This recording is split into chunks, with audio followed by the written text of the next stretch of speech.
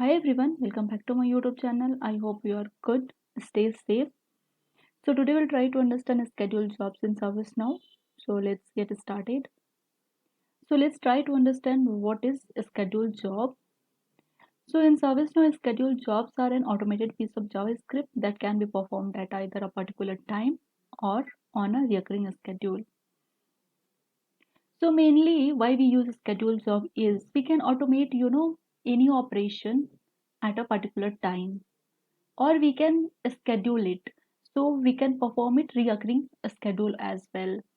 So whenever something has to be done every day or in a month, so we can schedule that, and we can write some code into a schedule job, and we can perform that action as per time period it requires. So you can automate the following kind of task. So automatically generate and distribute the record. So by using a schedule job, you can generate and distribute a report automatically. You can generate and schedule an entity of records such as incident, change item, configuration item from a template automatically, okay, based on a schedule. You can use execute now button for testing purpose. So we are having this particular advantage in a schedule job, this execute button. So whenever we have to run this schedule job at a time, so we can execute now, and we can able to perform some testing, and we can run a schedule job from a script or business rule. So we'll try to see this. So how can we run a schedule job from business rule or any from other script? So we'll try to understand that, but first we'll try to create some schedule job, and we'll try to understand how exactly it works. So we are having this use case. Before going to our use case, let's try to understand how a schedule job works. So first you have to type schedule jobs. So you are having this schedule jobs under system definition. You have to navigate there, and these are the out of box schedule job. So let's create one new. So once you click on new, you are having this options, right? So first is to automate the generation and distribution of a report. So once you click on this, you would be able to schedule a report. So report will be sent to user on a schedule whatever you have mentioned it here. So let's create one for demo. So I'm just putting demo here, or maybe demo report scheduling, so it will be quite clear. And here what you have to do is you have to select the report which you want to schedule. So I'm selecting this one just for testing purpose, and here you have to provide the run, like you want to be run it daily, or you want to trigger this report on monthly basis, weekly basis, and however you want you can define it here. And you can generate this report on demand as well. So you have to provide the time. So daily, if you have to trigger this a report, so at what time you have to trigger it, so you can define. So I'm defining it 9. So this report will be sent daily at 9 o'clock. So here you can define the user, here you can define the groups, okay, and here you can define the email address. If you want to trigger this report to a specific email address, you can define it here, okay. Here you have to define the subject, and if you want to add some message you can define it here. And the most important thing, you can define the type. So in which format you want to send this report. So you have PDF, PNG, and lot more. You can select it as per your requirement. You can send this report in zip output format as well, and this is quite important thing, include with. So you can include another schedule email of report from here. So you have to select. So here there is no schedule report. So if you want to include any other schedule report, you can select it here. So this included report will be sent it along with this, schedule. So you can say that that report will be sent it along with this report as per our scheduled time. Okay. So this is how you can schedule any report. So now try to understand what is automatically generate something, a change, an incident, a CI, etc. from template. So by using this, you can generate a change request, incident, configuration item from a template using template anytime as per your requirement. So let's see this form. So here you have to provide the name, okay? And if you want to provide some conditional, you can provide it. You have to check it. So you will having option to write some code here. So it is totally up to requirement. And here you have to provide when you want to create a record, okay? So if you want to create a record daily, you can select daily. If you want to create monthly once, so you can select monthly. And you have to select the date, like on which date you want to create this report. So if you want to create this report on 17, you can select, like, this is up to requirement. And here you have to provide the time zone. So I'm providing GMT, and you have to select the time at what time you want to generate. So this is simple thing. Now generate this. So this is quite important. What you have to generate? Incident, change, configuration item, that you have to define it here. So for that you have to create a new template and you can define. So let's see once template also how it looks. So I think you would be aware about the template, but still I'll just show it quickly. So template, you can select the table here. So whatever table you will select, this will create that record itself. So if you're creating problems, you have to select a problem record here or table here. So you can select problem table, and you can define short description, as well as you have to define the field what you want to populate. So if assignment group, if you want to populate something, you have to select that. So once this record will be created, this value will be automatically mapped to the problem field, problem record. So once you can provide this information, you can select it, okay? You can select this template, and let's just submit it. So you have selected this template, and as part of this template, problem has to be created, right? So you can save it, and so every 17th it will create a problem record at 10 o'clock. So this is how you can create any record. You can generate a record on basis of your scheduler when you have scheduled it, okay? So let's talk about this automatically run a script of your choosing. This is quite important.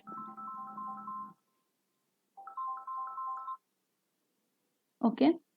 So here you can schedule any sort of operation, any piece of work by using code. Okay. So here let's navigate to our use case. So if problem ticket is open before a week and is still active, trigger notification to assign to user to take action upon it. Okay.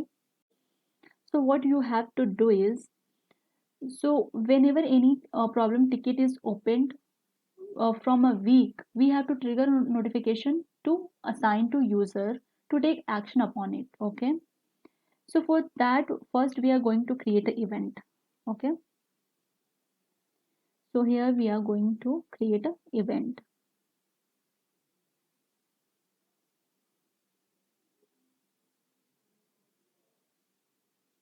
So we have to create an event to problem resolve. So whenever this event will trigger, so we have to send a notification as part of this event, and we have to trigger this event as part of a schedule job. Okay. So let's try to understand. So first we have created this event on problem table.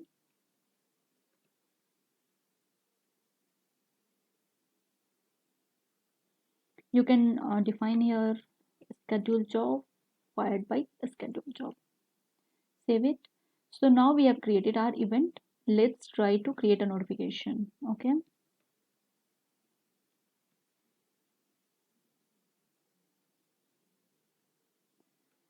So whenever this event will be triggered, then we have to send a notification. So we'll just quickly create a very simple notification.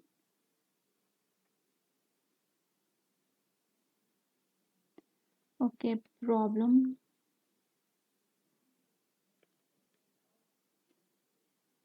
opened before a week. Table, we have to select problem, problem. So when to send? So we have to send this notification when event is fired, and what event we have created, we have to select it here. So we have created resolve underscore problem, right?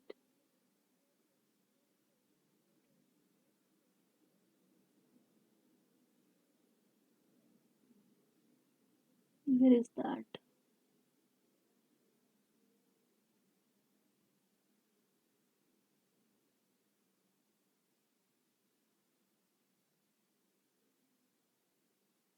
Problem, sorry, we have created problem underscore resolved.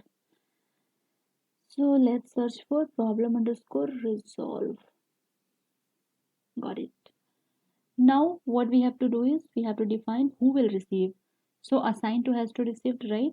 So click on it and select assign to here. Done. Now what it will contain. So subject is very simple. So it will contain problem number has been opened before a week, required action. Okay. And now we have to send it to assign to, right? So we can have assign to here,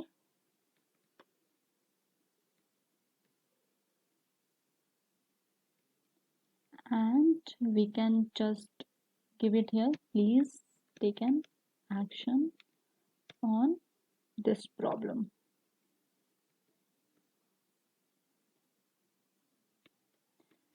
that has been that has been opened before a week. Okay, so we are done with our notification. Just save it. Let's come here. So now you can define the name here. So I am just defining send email to problem assigned to. Okay, and I have to check it daily, so I'm selecting daily here, and time zone you can select according to your requirement. So let's select mm, anything you can select, or you can select as per your requirement. So it will trigger on this time zone itself, so you have to remember it. So whatever time zone you have to consider for triggering this schedule job, you have to select it here, and hours you have to select the time at what time you want to trigger it. So let's select 10. Now you have to write the code. So here you have to write the problem table, right? Because we have to trigger a notification on problem record, right?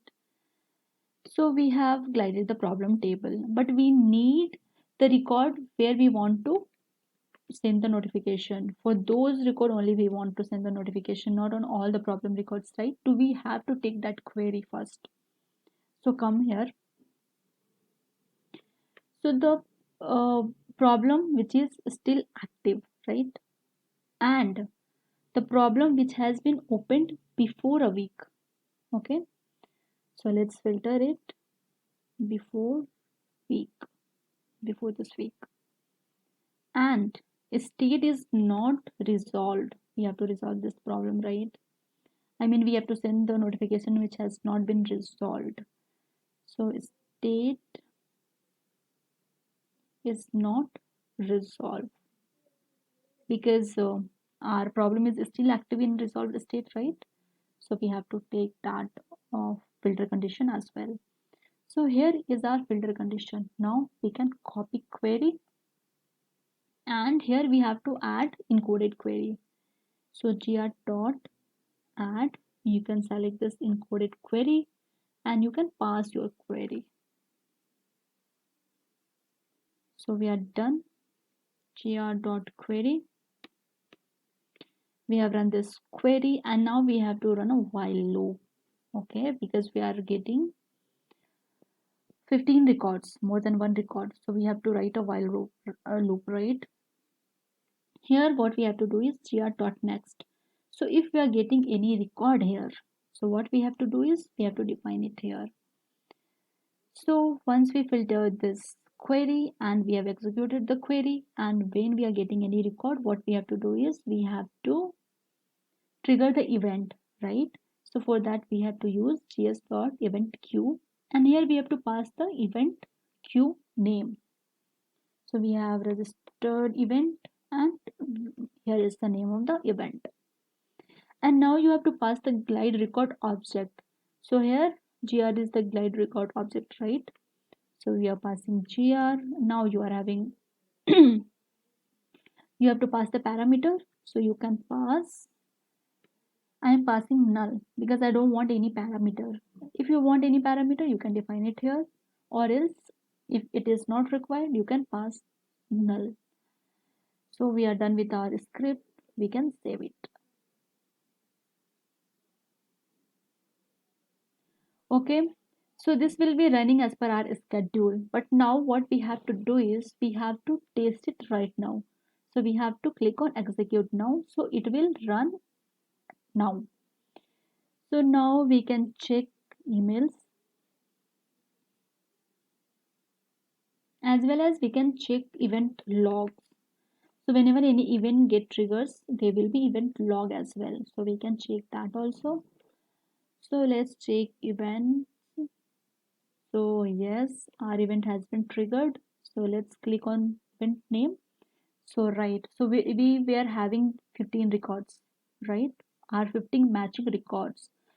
So you could see 15 events has been triggered. So now let's go to email and check. So our 15 emails has been also got triggered. So you could see here we had defined problem has been opened before a week, action required. Subject we had defined. So this has been triggered. So this is how this will check the daily basis, and whatever record will get it, it will send the notification as part of those problem records. So here this was the event which we had created, and this was the notification. Okay, and this is the scheduled job where it went.